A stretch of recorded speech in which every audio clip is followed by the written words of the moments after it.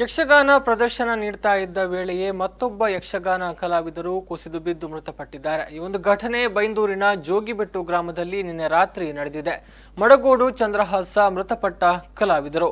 52 ವಯಸ್ಸಾಗಿದ್ದ ಇವರು ಉತ್ತರ ಕನ್ನಡ ಮೂಲದ ಬಡಗುತಿಟ್ಟು ಯಕ್ಷಗಾನದ ಹೆಸರಾಂತ ಕಲಾವಿದರಾಗಿದ್ದರು.